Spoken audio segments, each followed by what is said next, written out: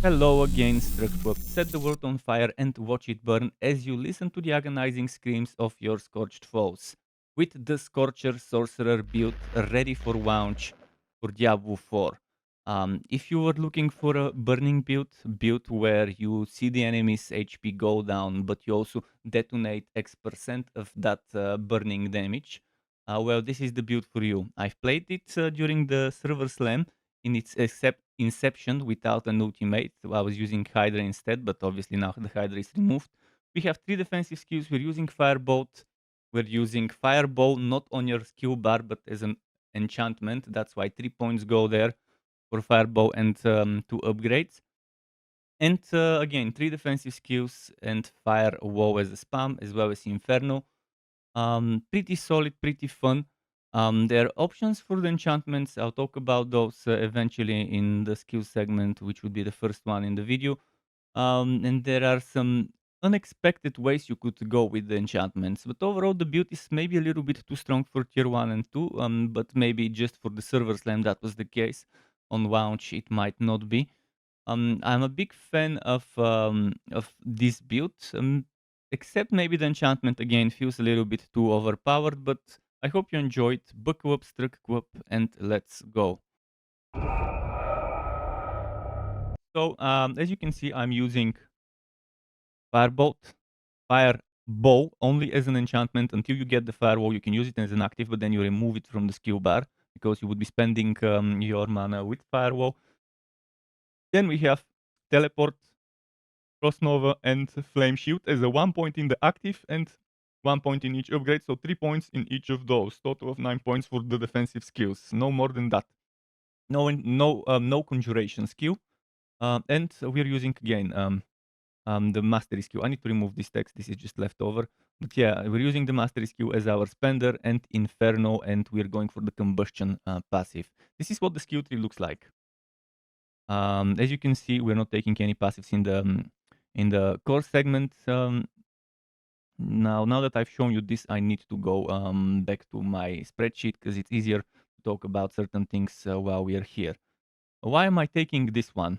Again, this one or that one, it's up to you. I personally think this one is the better option, but if you're struggling with the mana, you can obviously take the one that generates more mana. It's not gonna be a bad choice if you were to do that. So definitely you have the freedom to do it. I'm not saying take glinting 100%. Especially early in the game, you might really have problems with the mana. For Fireball, I do suggest though to take the Greater Fireball. It's an important piece of the setup, especially when it's about the enchantment. I definitely would rather have the Greater than the Destructive. That's not to say that taking Destructive is too bad, but I think this would be the better choice. The Frost Nova must have Mystical Frost Nova. I wouldn't go for this one because we need it to do.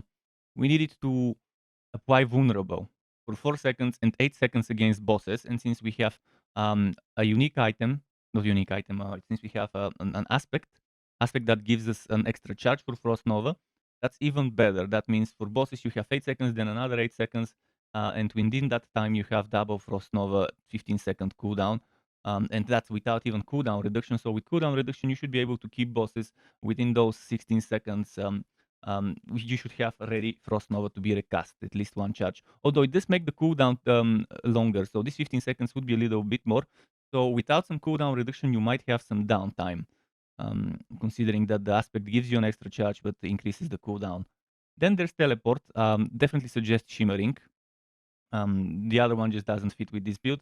And for Flame Shield, I strongly recommend you take Shimmering as well. It's just so good to have that healing. When shit hits the fan, pop the Flame Shield, heal. Or you can just use it offensively as a movement speed one, but then those 20 seconds cooldown might be wasted. But I've had times when I really need to escape, and I would just use it for a movement speed boost. Elemental Attunement 3 points. Then align the elements 3 points, and the must-have skill for any sword build, remember kids always use protection, is 3 points into protection. This is the signature skill of the Sork for me, the signature passive. Precision Magic 3 points, needless to say, amazing passive. Firewall maxed out, enhanced, and Mage's Firewall is my choice. Um, Considering Wizard's Firewall would be interesting for Inferno. For after you spam Inferno, you would have a ton of firewalls. And this might result in more DPS than that, but since in the server slam I couldn't get access to Inferno, I couldn't test how good this would be with Inferno in the setup. So for now, I suggest Mage's Firewall, but once you get Inferno early in the early levels, experiment with Wizard's Firewall, see if you can get more DPS during a boss fight or during a pop of Inferno over that one. Because that one's good. It's extra DPS for 3 seconds, and again, the enemies don't need to be inside Firewall to be burning.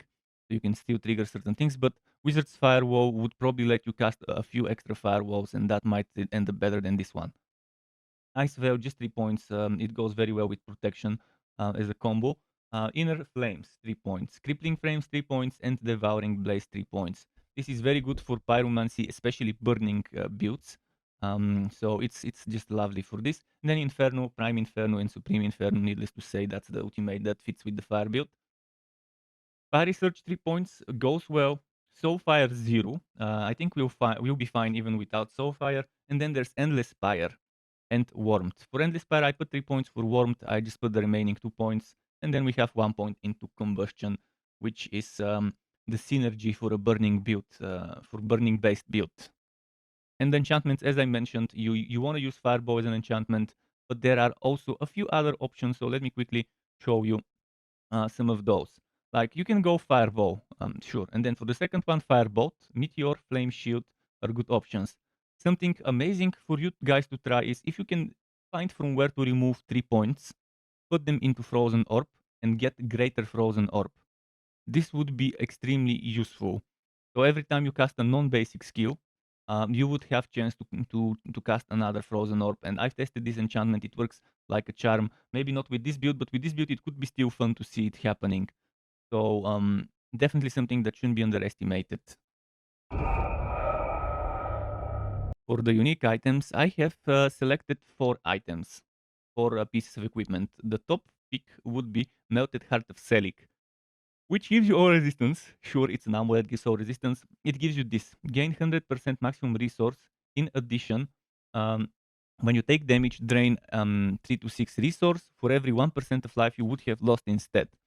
It also gives you all stat, core skill damage. Again, you don't care about the core skill damage, you care about the rest of the stuff. It gives you damage while healthy, and it gives you resource generation.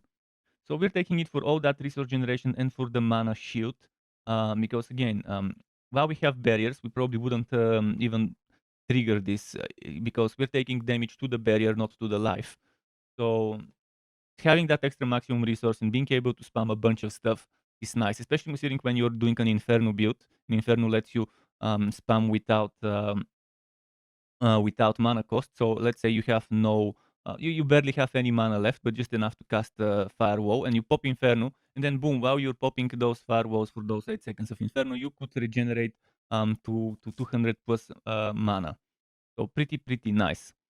The other 3 items I could recommend, not as important but still good for the setup, would be Essus Heirloom, which are boots. Your critical strike chance is increased by 15 to 25 of your movement speed. For this one, you obviously would want to stack some movement speed bonuses or movement speed after killing an elite and stuff like that. It gives you actually that movement speed after killing an elite and movement speed. And after you evade, you also get movement speed. It gives you Shrine buff duration, extremely fun and nice. And then duration reduction to slow and cold resistance.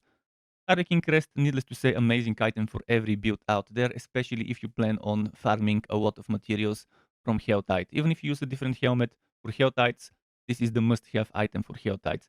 So you get the damage reduction, you get the 2 rank stall skills, you get extra life and cooldown reduction, which again, cooldown reduction very necessary for us to be able to keep up vulnerable with Frost Nova all the time permanently. Then crafting material drop rate for Helltides, you need those Bloodfiend roses from Helltides to upgrade your items past a certain point. And all stats, definitely nice. Iceheart Bryce, I think they work well because we have Frost Nova. And enemies that die while frozen have X chance to unleash a Frost Nova. You will be able to freeze enemies with your Frost Nova. And if you decide to go for enchantment Frozen Orb, even better. So if you put in the second enchantment Frozen Orb, this item becomes even more fun with this build. And this core skill damage that I said it's not important, but honestly it still boosts Fireball. And if you put Frozen Orb on the second enchantment, this becomes even more important because you would have to auto-cast, auto-trigger core skills that can benefit from this core skill damage. And again, this one gives a solid amount of intelligence and damage to Frozen and damage to Injured and freeze duration. So through and through, everything is amazing, but one of the best things is your potion also restores resource. This is great, needless to say. Now, for the legendary aspect, there will be some reworking here and there after you get the unique items. Some things need to go to one slot to make room for another slot, to make room for the third slot. But overall, I try to make it as painless as possible when you equip the unique items. For example, the main aspect that needs to go first if you get the Melted Heart of Selig is the Incendiary. So you have to put the Melted Heart of Selig in the amulet, right? But in the amulet, we have Exploiter. Well, Exploiter needs to go in the glove slot. But in the glove slot, we had Accelerating. That means the Accelerating needs to go somewhere else because we want to keep it. And that's the ring 2 spot where the Accelerating goes. So you remove Incendiary and put Accelerating there. Opens up the gloves for Exploiter, which opens up the amulet for Melted Heart of Selig. This is the only difficult thing in terms of reworking, rearranging your aspects. After that, the rest is simple. In the helmet, aspect of Protector, straight up replaced with Harlequin Crest. Then it's a temporary aspect. It's not something important in the setup. You can put whatever else there until you get the crest. Frostblitz goes in the chest.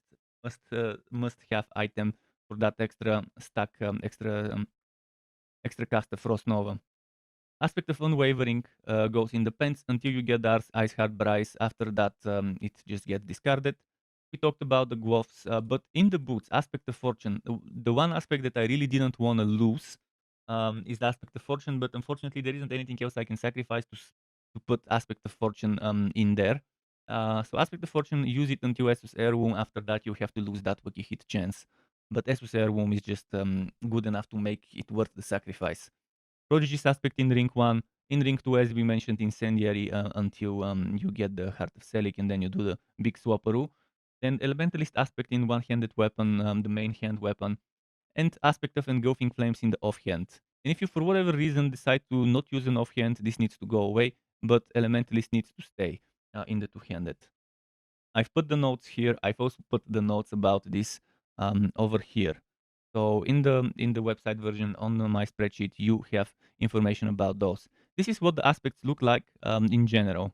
Without the reworks, what goes in which slot, this link will be included again on the website, and the spreadsheet is what it looks like as the final setup. Now you probably want to know what each aspect does, and now it's the time to show you. Elementalist aspect core or mastery skills cast at or above 100 mana gain 20 to 40% increased crit strike chance. This thing probably will not affect our auto cast things of Fireball and Frozen Orb, but at least it will affect Firewall. Now we have this, while enemies are affected by more damage over time than their total life, you deal increased burning damage to them. Critical strikes with core skills increase your attack speed. This should happen with the autocast of Fireball, and if you use it, Frozen Orb as well. If it doesn't happen with them, obviously this needs to go. But I don't think it would come to that. I think it will work with the autocast from the enchantment. Exploiter aspect, one of my favorite aspects. Increased crowd control duration and multiplicative increased damage to unstoppable enemies and bosses. In the majority of a big boss fight, you would be fighting an unstoppable enemy. This Wookiee hit chance increased by 10 to 20% while you have a barrier active. Using a cooldown skill restores 1525 mana. Again, this is lovely because we have 3 defensive skills that are on cooldown that could trigger this. And we also have the ultimate, which also counts as a cooldown skill. Then, burning damage has up to 5 to 10% chance to restore 10 mana. This one is temporary. It's good early in the game, but eventually it will have to go, especially when you get the amulet. Frost Nova gains an additional charge, but the cooldown per charge is increased 30 to 40%. This is where, as I said, cooldown reduction from certain places is very important. Taking direct damage has 5 to 10% chance to reset the cooldown of one of your defensive skills. This greatly helps because this defensive skill could actually be Frost Nova. It could. Even if it isn't, you still have other defensive skills that does help you with generating barrier, with protection, and in general, they all have their own additional defensive bonuses. Protector, just something temporary as a fewer, damaging an elite grants you a barrier, absorbing X damage for 10 seconds. This cannot happen more than once every 30 seconds, and since we have a passive that gives us extra barrier generation, it's pretty solid. I really love Emerald on bosses. Critical strike damage to vulnerable enemies. And since we have Frost Nova and that can apply vulnerable pretty easy, this is a good choice. Alternatively, you have just as good damage over time from the Amethyst on the weapon. Those are the two top choices. After that, good enough would be damage over, not damage, critical strike damage to crowd controlled enemies. It's nice, but keep in mind, bosses, you won't have the bosses being crowd controlled for a long time and often, compared to vulnerable that you can just keep on them permanently. Then there's barrier, barrier. Then there's ultimate skill damage, pretty solid. Nice to have. Even Ruby is not so bad with overpower damage if you notice yourself overpowering them a lot. But I think this shouldn't be that high of a priority. And life on Q also another thing that you could consider, but not as important. So those two top choice for weapons. For armor, top choice might be maximum life or barrier generation. Keep in mind the barrier normally depends on the life, so the more life you have, the more barrier will be generated anyways. So whether you go for ruby or diamond, I think maybe ruby might be the better choice, but some people still might prefer the barrier generation bonuses. Skull is also not bad life on Q, but it's a very alternative choice there.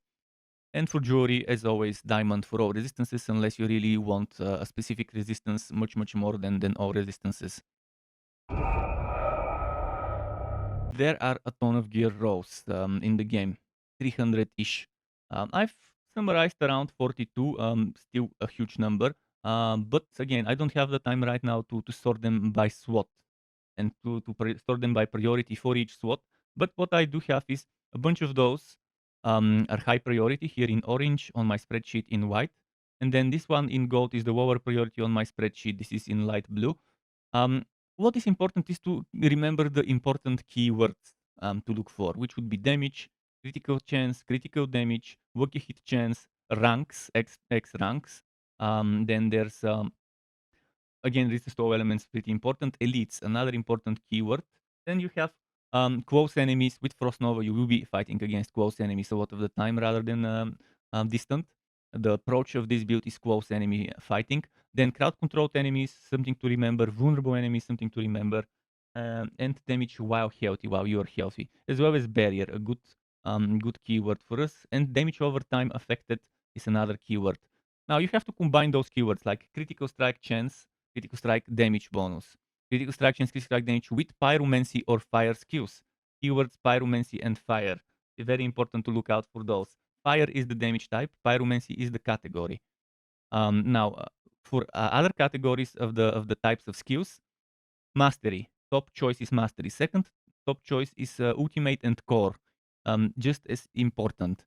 Then after that, you have basic and defensive skills that shouldn't get that much priority in terms of extra crit chance, crit damage, ranks, and so on. Although maybe for ranks a little bit more than the other offensive stuff.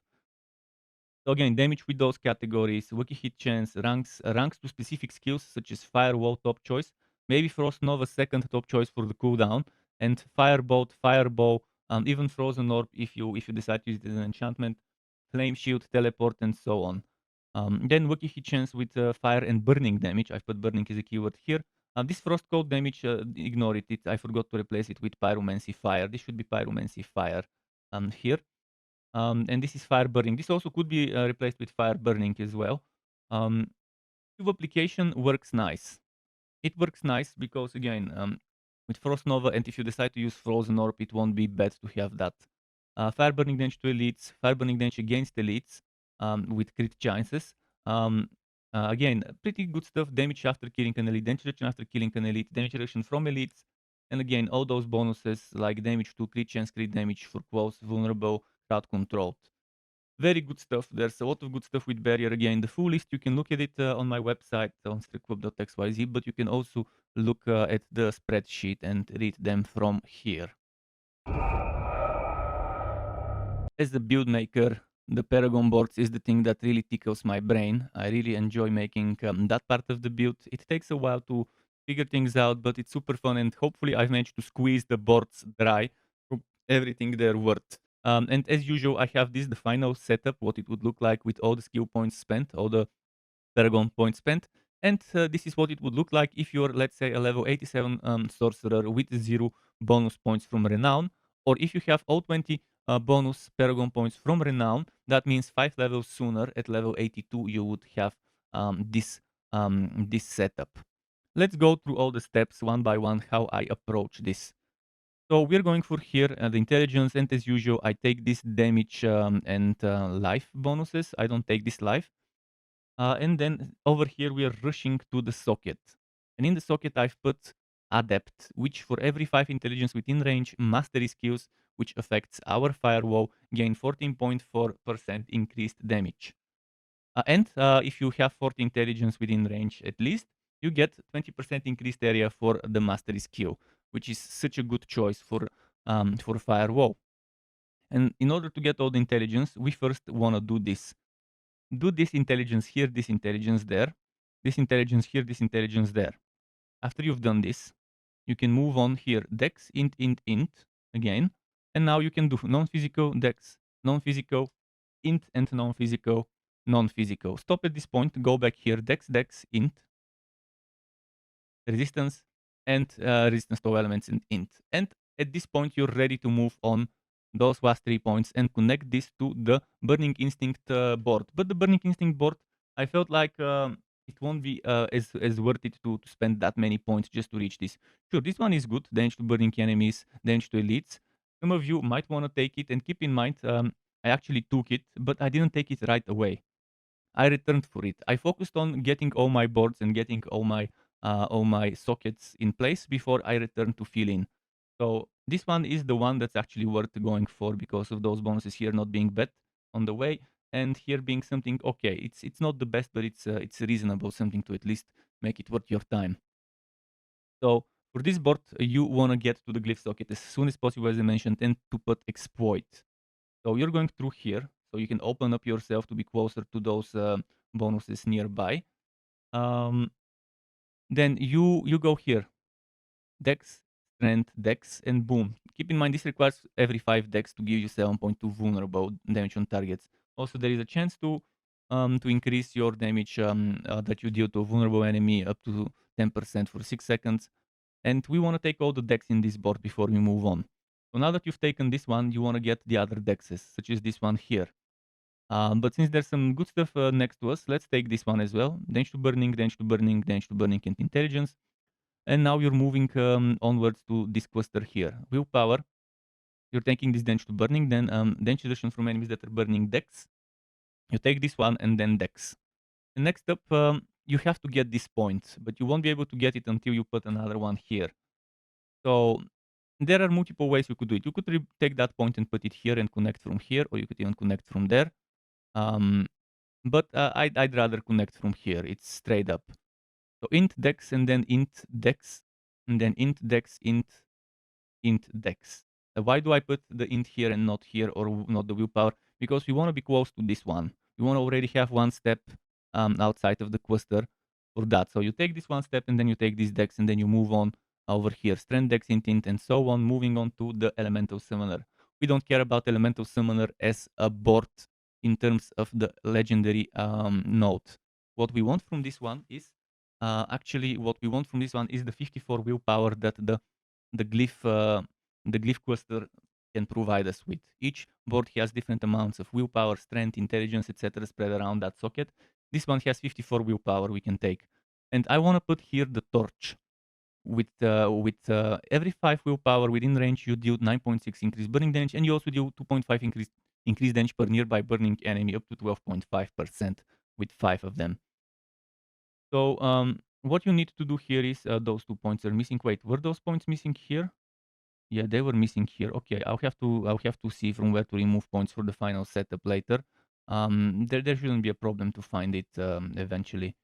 Like for example, I'll find it later. So yeah, those 2 points here need to be taken, and then what you do is you do this one. You go for the socket first. Willpower, int. Yeah, you do need that willpower. You take this one, and after you've taken this one, you can go willpower here. Distance to all elements, intelligence, willpower, willpower. Then you can take this strength and willpower here, and then willpower int, willpower, willpower int, willpower, and that's it for this cluster. You don't need conjuration damage and stuff like that. You can just move on to the next board, exiting from the top. Oops, accidentally clicked here. Then you go through this board, which is again fire damage, not bad. And in here we're putting enchanter. For every 5 intelligence purchased within range, you deal 9.6 non-physical damage, and for each skill equipped in your enchantment slot, gain 13.3% resistance to that skill's element. So if you go for a fire and a cold enchantment, like my suggestion to experiment with Firebow and Frozen Orb, it would be very, very fun and interesting to have those two extra resistances being boosted from that one. The way you approach this board is from this side. Over here, you go fire damage int, and then you put the socket, which gives you again good stuff. And then you can maybe return for this one and grab it, or you can just go get those 2 ints first and then grab that one. After that, you have dex int, int, and there's dex, fire resistance, and times the int for 10 int. Then you move up, willpower int, and you're close to this one. You can come back later and pick it up. And then you go willpower, strength, and so on the way to the Frigid Fate board, which again, we're not using it for the Frigid Fate legendary, we're using it for the amount of dex we can get over here, and for some of that damage hit vulnerable, and for the dex again. There is also damage reduction from vulnerable and stuff like that, vulnerable damage if you want it at the top. So we're going here, we're starting from this side, then moving this side, then taking this dex in the socket. After you take the socket, int dex is the first choice. Step, then next int, code, this one, pretty solid. Keep in mind, this one gives you 240% bonus to all rare nodes within range.